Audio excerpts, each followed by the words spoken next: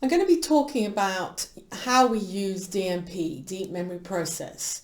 A client comes to us to explore a particular issue in their life that they're having problems with, that's affecting them in some shape or form. And with DMP, what we'll do is actually explore that client's childhood experiences and memories or situations, as well as adulthood, to see whether these experiences, the influences that they're having in their life today, come from those areas. But in DMP, we also look at soul wounds. And I'm going to talk about these soul wounds. The first one is really, as a spirit being, before you came into this life, what decisions, what influences, what experiences and choices did you make as a spirit being? Why you chose this family? What were the patterns, the learning for this life that you wanted to experience? Another soul wound I want to talk about is the experiences you may have had in your mother's womb. During this period of gestation, when the baby is growing, there are many experiences, many things you may have absorbed that in actual fact don't belong to you. Your mother's feelings and thoughts, her experiences may have had a negative effect on you as a baby. So we also look at the birth. What kind of birth did you have? Were any of those experiences contributing to what you're experiencing as an adult in your life today? It's a very important area, and one that gets missed a lot of the time, is what happens, what are the experiences, what are the energy, thoughts and feelings, and also the events that happened to your mother, because as a baby you're going to take those on board. Another soul wound is the influence and energy that comes to us from our ancestors, the generational influences, the unfinished business from our ancestors. Now these energies, these influences can range from our ancestors. Maybe they had to migrate, maybe they experienced starvation. Some ancestors fail in business and their energy, their spirit is still with the family today, travelling through different generations to the client who comes with the issue. So these ancestral issues are very important to clear and transform and help our ancestors be at peace. Some of our ancestors may have got lost in battle, their bodies lost. So in DMP we work with the residues, the unfinished business of our ancestors. Another soul wound I'd like to talk about is the energy and residues left from past lives. Now, the interesting thing about any of these soul wounds is that you don't have to believe in the term past lives. You don't have to believe in that. We can work with it as a story, allowing the unconscious to express itself. But for those of you who do believe in past lives, this approach of DMP really fits the Tibetan Buddhist philosophy of what happens to your spirit after death. If you are unresolved, if there is something from a past life situation or experience that you had in that past life that still affects you as a spirit, you will carry that over into many lifetimes. So to give you an example, if you died in battle and you had the sense or the feeling of wanting to go home, be with your family, but your spirit is forever wandering after that life, you may come into this life with a sense of never really feeling at home, always feeling that in life that you're wandering and searching for something that you can't even really describe. Because in actual fact, this influence is from a past life. So one of the last kinds of soul wounds that DMP works with is we actually explore and work with what we call spirit attachments. Energies that don't actually belong to the client, energies that have become attached for different reasons at some point during your lifetime. Now these spirit attachments can be in human form, in other words, they've had a human life, or they're non-human. So energies that don't have a human form but still have some sort of consciousness, some sort of life cycle, and for some reason they're attached to the client. So in DMP, we explore these using different processes to help the client be free of the influences, because really that's what DMP is there for, is whatever these influences are and from wherever they come from, we're wanting to actually clear the negative ones, clear the influences that are having a negative effect on the client's life today. So human spirits that you may have picked up, to give you an example, I had a client who had come to me for a session, and during this session we discovered that there was a spirit attachment, and this attachment had happened when she had travelled to a different country, America, on holiday, had been really fascinated by the painted desert, felt really connected there, but what she wasn't aware of was at the same time she picked up a tribal spirit of a woman who died centuries before. This spirit brought with her sadness, loss and despair about losing children. And for the client today, she was carrying this sense of having lost somebody, loved one, but in her actual life she hadn't lost anybody. So in DMP we were able to help clear and help the spirit move on and find out and explore what had attracted the spirit to this woman.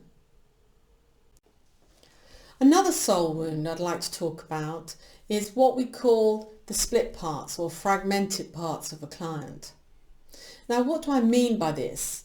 Well, basically a client may come to me for a session, and what we discover is that during an experience or a difficult event in their life situation from their childhood or adulthood, that when they were experiencing it, a part of their energy split off. Now, what can happen is at this particular event or particular situation, let's say at 10 years old, they experience something upsetting, a part of our energy leaves. Now, it can leave us physically or hide within us somewhere. And they tend to get stuck, still feeling, still experiencing the emotions and thoughts of that upsetting event. But they're no longer fully connected with the client's energy. So in DMP, we use skills and techniques to help, first of all, identify this split off part. A client may have many, depending on how many issues or particularly upsetting events and experiences they've had. And not only identifying where it is, in other words, outside of the client or inside the client, hiding, but what memories are these parts still repeating? What are they still feeling? And help bring healing and resolution for those parts. And then part of the healing is to bring about integration so that these child parts, these split off parts, return to the client for integration. So this requires delicate, complex skills, which are DMP. So I hope this gives you a better idea of fragmented parts, split off parts. In shamanic terms, for those of you who understand shamanism, we would call this soul loss. A part of our energy leaves us, and the shaman would go and retrieve this part to bring that back. So in DMP, we are like shamans. We are like practitioners who are helping the client find and bring back those parts of themselves that are lost to become integrated and whole. Another soul wound that I want to talk about is the influence and issues when an individual absorbs projections from others. So as we grow up, people around us, our family, members of the community, their projections, sometimes individuals absorb and become their own. So DMP works very well in helping to identify, clarify and also release those energies, those projections from other people. So another form of spirit attachment is the non-human form. And exactly what are these? Well, basically they're types of energy that don't have a human life or haven't had a human life, and they're attached in some shape or form with a client. Now, I'll give you an example of one of these non-human attachments. I had a client who came to me who was having physical difficulty with her foot. And what we discovered using DMP techniques, that in actual fact she had a gnome from the energy realm to do with the earth in her foot. When we explored where and when this gnome had first come to her, it's when she was around about 12 years old and walking through a forest and had accidentally stepped on the house of where this gnome lived. The gnome at the time tried to get away and jumped into what he thought was his house, and in actual fact he had jumped into the client's foot. So what's really interesting about this example is that the gnome wasn't being purposely negative towards the client and wasn't even aware he was in actual fact inside a human's foot. He thought he had jumped into his house. So you can see from this example that he wasn't thinking negative thoughts and wanting to upset or hurt the human that he was with, because he wasn't aware he was with a human. He was in his reality, in his perception, he was in his house, and he was tidying up his house after this human had walked through the house and obviously the forest. But when he was tidying up what he thought were roots, moving to one side or cutting them away, what he didn't realise was that he was in actual fact interfering with the client's foot and her tendons and muscles. So DMP is very useful to help clear away energies that aren't necessarily negative but are in the wrong place. Sometimes there are other types of non-human attachment, and these come at certain times in a client's life where there was an upset or a difficulty or a trauma, and the client isn't fully present in their body and there's enough space energy-wise for something to move in.